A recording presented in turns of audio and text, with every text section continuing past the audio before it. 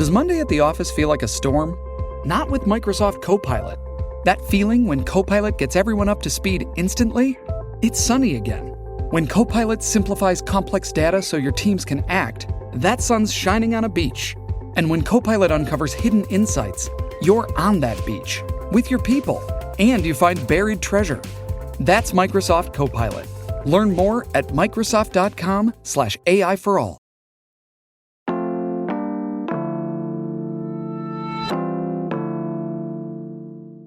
Today on CityCast Pittsburgh. Way back when, just after World War II, there was this idea in the air about manifesting new international partnerships. They came to be called sister cities, and in the decades since, Pittsburgh has amassed a lot of them.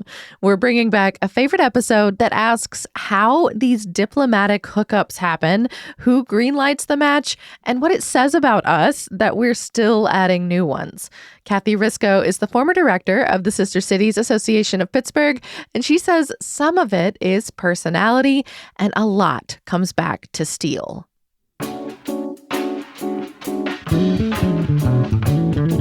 It's Wednesday, March 6th. I'm Megan Harris, and here's what Pittsburgh's talking about.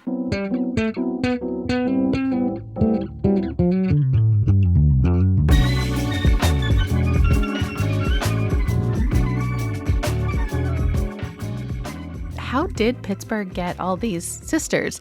I'm seeing over 20 on your website. I'm sure they're not all active all the time, but that World War II connection, is that why so many of them are European? Exactly. So that's why you have Saarbrücken, Germany, you have Sheffield, UK, you have Zagreb, Croatia, Skopje, Macedonia, Preskov, Slovakia, Ostrava, Czech Republic. Now, none of these are, Sofia is somewhat active. But here's kind of the thing about the sister city relationship that makes this work very difficult. Administrations change. Mm-hmm. And not just here, but also there. And in some of these countries, the government isn't as stable. You mean now as opposed to maybe when we signed the agreement? Exactly.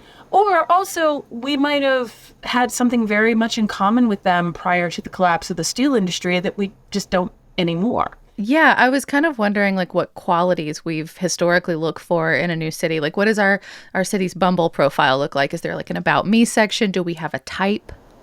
So there is an About Us on the Sister Cities website, which is sistercitiespgh.org.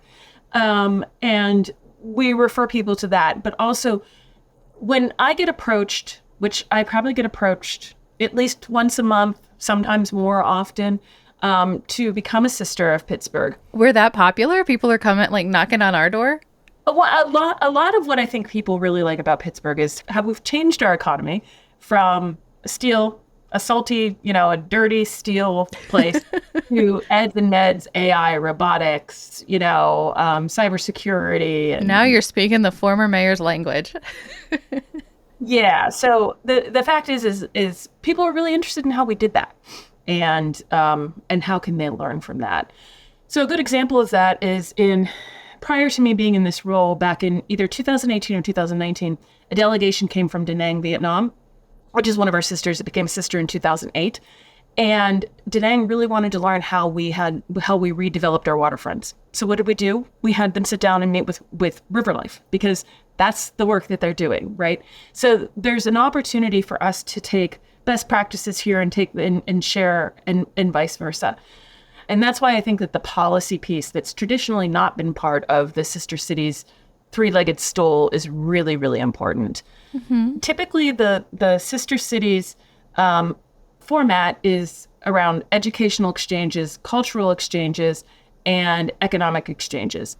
Have we had any really fun inquiries, during your tenure so far where, a city reached out to us or someone here in Pittsburgh maybe made a case for us to connect to someone that just sticks out to you as being wow, okay, yeah, this is a good idea and this is why? Or on the flip side, a terrible idea. It was just it was never going to work. I don't know if this is a terrible idea. I don't think it's a terrible idea. It just it didn't have legs, and maybe someday it will. But I had the vice mayor of Pittsburgh, California, reached out to me on LinkedIn and said, "Hey, do you guys consider domestic sisters? Because we are named Pittsburgh because U.S. Steel opened a steel factory here and then renamed this small town Pittsburgh, California. So we obviously have something in common with you. So I had a really nice conversation with this gentleman and said, I don't know about domestic sisters, but I don't have a problem with it. I'll talk to my board. We'll see. And then the flip side of that is 2 days later, after doing some research, I found out that we are sisters with a domestic city, Bradenton, Florida. It was signed by Mayor Ravenstahl. And that's, of course, where the Pirates go. Yeah, it's training camp. Yeah. So we do have a domestic sister. So that was eye-opening to me. I constantly say this is an art, not a science. I'm looking at the list. A lot of these cities they signed agreements with us decades ago. How permanent are these relationships? Are they blood bonds, or can we get divorced from time to time? Is there ever drama? So we can break off the relationship. Officially? We can officially. We would send an official letter saying, we were sisters, we signed it, and then we've not been in touch in X many years. And actually, Sister Cities International, which is the umbrella organization for all sisters organizations, have templates for this sort of thing. You can also move people down to what they call a friendship city, which is, just this step below. You could literally friend zone other cities. Right. My argument to anybody, to my board, to anybody else, is simply this. If they don't even know we're married, why do we need to get divorced? They already forgot. It doesn't matter. We can just fade away, right? Date someone else. But oddly enough, Scope of Macedonia, which I know it was signed in 2000. I know exactly why it happened because I was working for the professor at Pitt, and he had started a program between the Graduate School of Public International Affairs at Pitt and a school in Scope of Macedonia. And I have not heard anything from them my entire tenure until last week, and we got a letter from them asking for, hey, are you guys doing blah, blah, blah, blah, blah? We'd really like to learn if Pittsburgh's doing this, and if so, how, and so that's part of the reason I am unwilling to break up with anybody.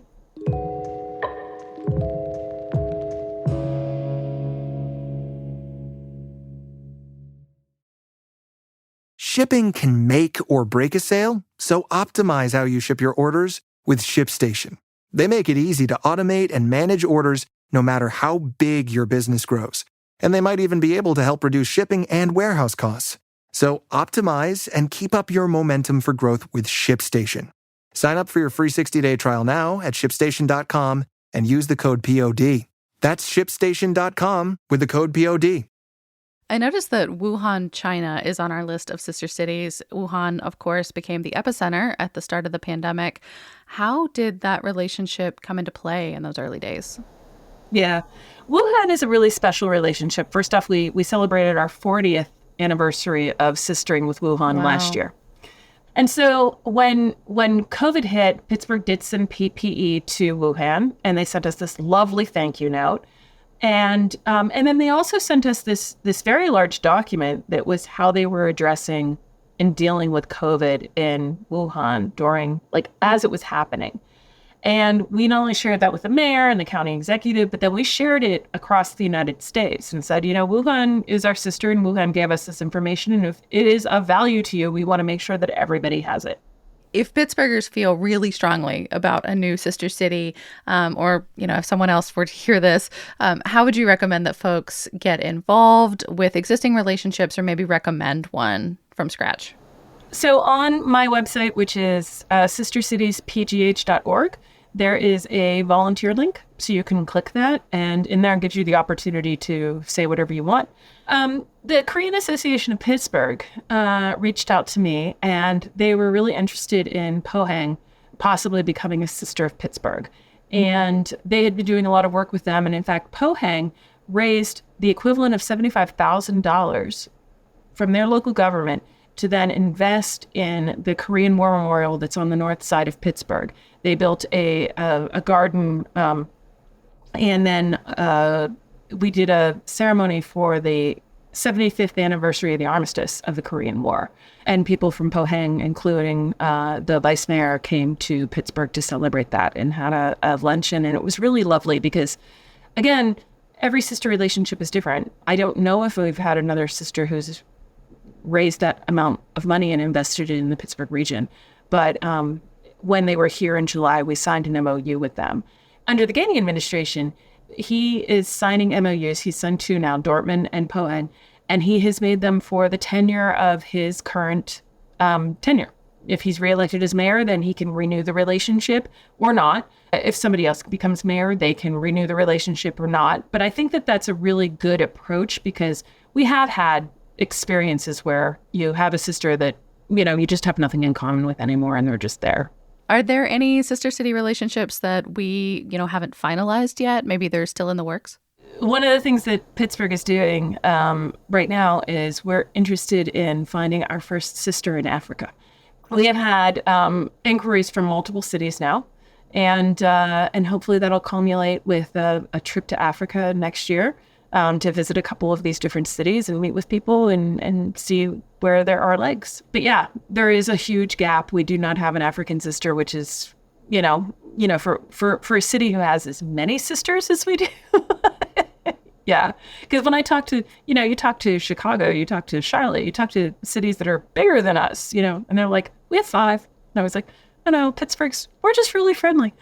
I'm not mad about that reputation. So are there any sister city projects that you've been working on that you're super excited to share with Pittsburghers in the near future? One of the most exciting things that we're going to be doing, I think, is the POP district at the Warhol, which is a workforce development program as well as a neighborhood stabilization program. It's really innovative for a museum to be involved in this sort of work. It has caught the attention of now 2 sisters, both Saitama City, Japan, and Glasgow, Scotland. But we could envision POP districts in all of Pittsburgh's sister cities.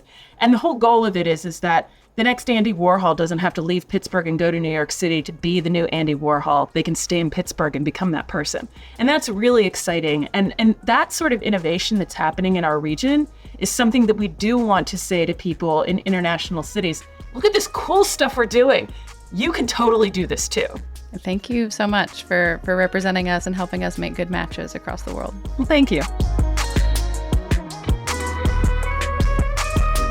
That's all for today here on CityCast Pittsburgh. Kathy has since moved on from the association, but if you want to get in touch, maybe suggest a new partnership yourself, you can reach out to the city's new liaison, Michelle King. We'll put her contact information in our show notes. All right, Yins, we will be back tomorrow morning with more news from around the city. Talk to you soon.